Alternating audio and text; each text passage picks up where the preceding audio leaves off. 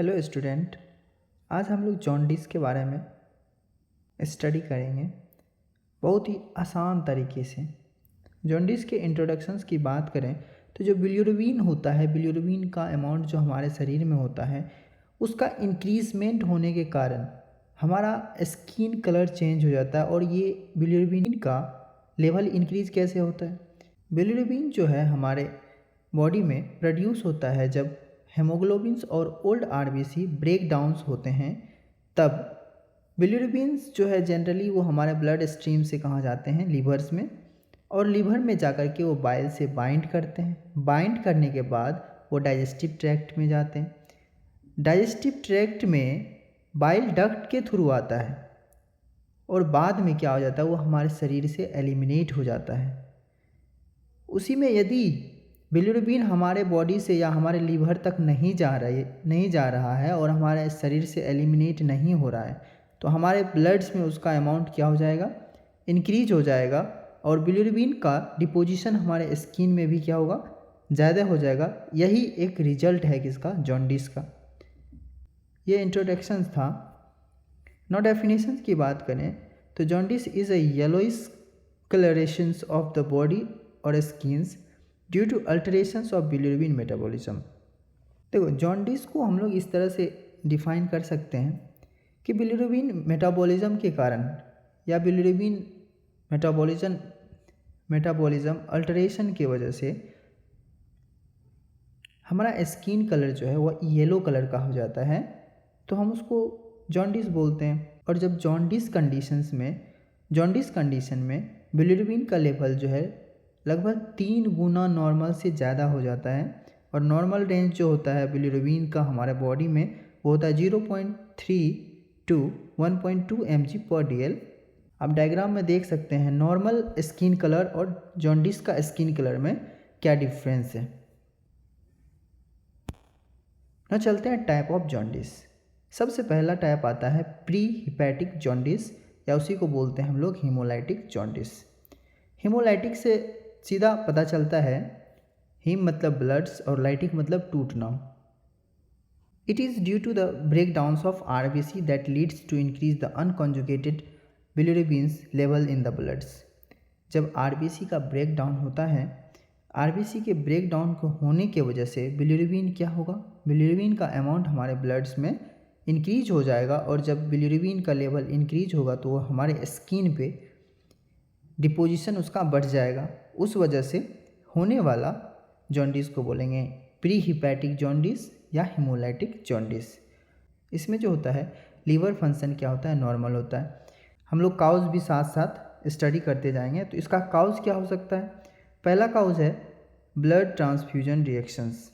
मान लेते हैं किसी का ब्लड हम किसी में ट्रांसफ्यूज करते हैं, तो हो सकता है एंटीबॉडी एंटीजन का रिएक्शन की वजह से वहाँ पे ब्रेक डाउन्स हो सकता है। दूसरा आता है हीमोलाइटिक एनीमिया। हीमोलाइटिक एनीमिया का कंडीशंस में भी ये प्री हिपैटिक जॉन्डिस देखने के लिए मिल सकता है। गॉल ब्लैडर स्टोन कंडीशन में भी प्री हिपैटिक जॉन्डिस देखने के लिए मिलता है। अगला आता है हिपैटोसेलुलर जॉन्डिस। हिपैटोसेलुलर जॉन्डिस ये जनरली लीवर के डिसफंक्शनिंग से होता है। मतलब जब लीवर में प्रॉब्लम्स हो जाता है या लीवर्स में सिरोसिस हो जाता है, लीवर का सिरोसिस कंडीशन बोलें या लीवर का एब्सेस कंडीशन बोलें, उस कंडीशन में जब जॉन्डिस होगा तो उसको हम लोग बोलेंगे hepatocellular jaundice. The liver loses the ability to conjugate bilirubins. Generally क्या हो जाता है, जो हिपैटिक सेल्स होते हैं लीवर्स के, वो प्रॉपर वर्क नहीं करने की वजह से लीवर जो है अपना फंक्शन को लॉस कर देती है,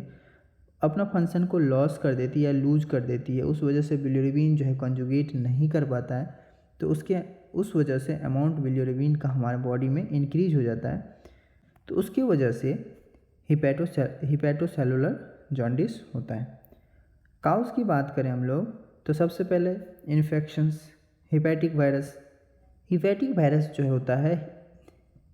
वायरस जो है वो हमारे हिपैटिक सेल्स या लीवर सेल्स को क्या करता है, डैमेज करता है। अब हिपैटिक सेल्स डैमेज होगा तो लीवर का फंक्शंस क्या होगा, अल्टर होगा। तो उस वजह से हिपैटोसेलुलर जॉन्डिस हो सकता है। अब कोई ड्रग्स है जो हमारे लिवर्स फंक्शन को अल्टर कर सकता है। बहुत सारे ऐसे केमिकल्स भी हैं जो हिपैटोसेलुलर जॉन्डिस काउज करती है। ना थर्ड आता है obstructive jaundice. It is due to obstructions in bile duct and that leads to alter the secretions of biles. अब हो क्या रहा है, तो अब ये हो रहा है कि बाइल डक्ट में ऑब्स्ट्रक्शन हो गया, किसी तरह का प्रॉब्लम्स हो गया बाइल डक्ट्स में, उसकी वजह से बाइल का सिक्रेशन जो हो गया अल्टर्ड हो गया है, तो उसके वजह से होने वाला जॉन्डिस को बोलेंगे obstructive jaundice. That means obstruction in bile duct. It is of two types, generally ये दो तरह के हैं। सबसे पहला है extra hepatic obstruction due to the blockage in bile duct. Generally bile duct में जब ब्लॉकेज हो जाता है, हो सकता है फैटी सब्सटेंस ब्लॉकेज किया हो सकता है गॉल स्टोन की वजह से ब्लॉकेज हो सकता है वो ट्यूमर की वजह से ब्लॉकेज हो गया हो। अगला है intra hepatic cholestasis. It's occurs due to the blockage और स्वेलिंग इंट्रा हिपैटिक डक्ट। हो सकता है इन हिपैटिक डक्ट का अंदर से जो होलो कैविटी है, अंदर से स्वेलिंग हो गया हो या ब्लॉकेज हो गया हो, तो उसके वजह से हम लोग उसको बोलेंगे ऑब्स्ट्रक्टिव जॉन्डिस को हम लोग बोलेंगे इंट्रा हिपैटिक कोलेस्टेटिस। इंट्रा मतलब अंदर और एक्स्ट्रा मतलब बाहर। इस डायग्राम में फर्स्ट स्टेप जो ए वाला सेक्शन है, इसमें प्री हिपैटिक है। इसमें ये दिखा रहा है कि रेड ब्लड सेल्स का क्या हो रहा है, हीमोलाइसिस हो रहा है। दैट मीन्स आरबीसी का ब्रेक डाउन हो रहा है, तो वो बिलिरुबिन का फॉर्मेशंस कर रहा है, और बिलिरुबिन का फॉर्मूला भी नीचे दिया हुआ है। नौ सेकेंड में आते हैं तो होता है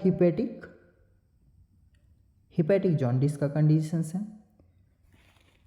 ठीक है, ये जनरली जब लीवर में सिरोसिस कंडीशन आता है या कोई ड्रग्स हम लोग लेते हैं उस वजह से हिपैटिक जॉन्डिस। नौ सी में आते हैं, ये ऑब्स्ट्रक्टिव जॉन्डिस बोलो या इसको पोस्ट हिपैटिक जॉन्डिस भी बोल सकते हैं।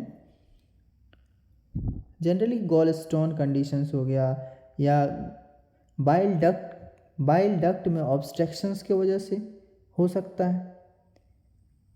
है कि बाइल डक्ट में कोई स्वेलिंग हो गया हो, बाइल डक्ट में कोई ब्लॉकेज हो गया हो, तो इस वजह से होने वाला जॉन्डिस को हम लोग बोलते हैं पोस्ट हिपैटिक जॉन्डिस और obstructive jaundice. Now sine and symptoms की बात करते हैं। जॉन्डिस होने के बाद क्या उसका साइन एंड सिम्टम्स दिखता है। सबसे पहले बात करें येलोइश स्किन। हमारा स्किन जो होता है वो येलोइश कलर का हो जाता है। And white part of eyes, हमारा आँख का जो उजला पार्ट्स होता है, स्क्लेरा बोलते हैं उसको, उसका भी कलर क्या हो जाता है, येलोइश हो जाता है। Yellow colour inside the mouth, हमारे ओरल कैविटी में भी क्या हो जाता है, येलोइश कलर का शेडेड हो जाता है। डार्क और ब्राउन कलर का यूरिन होता है। पेल और क्ले कलर्ड स्टूल होता है। पेल और क्ले कलर्ड स्टूल होता है। स्किन में ईचिंग होती है, हमारा स्ट्रेंथ लॉस हो जाता है। ये सब साइन एंड सिम्टम्स हैं जॉन्डिस के। नौ डायग्नोस्टिक इवोल्यूशंस की बात करें तो हम लोग क्या क्या डायग्नोस करते हैं इस कंडीशन में। सबसे पहले increase level of serum bilirubin. अब हम लोग सीरम बिलिरुबिन को चेक करेंगे कि वो 0.4 mg पर 100 ml से ज़्यादा तो नहीं हो गया या कम तो नहीं हो गया। और उसके बाद हम लोग indirect serum bilirubin value check करते हैं, जो कि ग्रेटर देन होता है 0.8 mg पर 100 ml। After that absence of bilirubin in urine. यदि हमारे यूरिन में बिलिरुबिन का अमाउंट नहीं दिख रहा है तो वो भी एक तरह से हम बोल सकते हैं कि हमारा बिलिरुबिन का रिटेंशन हो रहा है हमारे बॉडी में।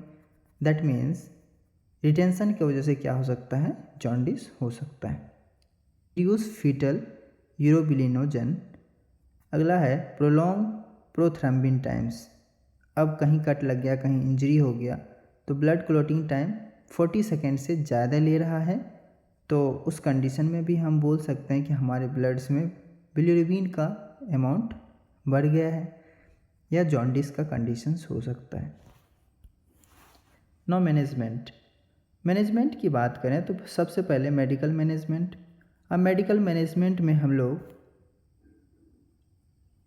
क्या क्या मेडिसिन एडवाइस कर सकते हैं उसको, तो सबसे पहले बात करते हैं एंटीहिस्टामिन ड्रग्स, जो कि जनरली ईचिंग के लिए यूज करते हैं या बोलते हैं एलर्जी के लिए यूज करते हैं, लाइक लेवोसेटर्जिन, एविल, ये सब हम लोग दे सकते हैं, ये सब एडमिनिस्टर कर सकते हैं।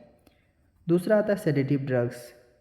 तीसरा की बात करें तो विटामिन के एंड बी कॉम्प्लेक्स हम लोग एडमिनिस्टर करेंगे एंड एंटीबायोटिक्स करेंगे, एंटीपायरेटिक्स करेंगे। फीवर भी आएगा तो फीवर की कंडीशन में हम लोग एंटीपायरेटिक्स देंगे।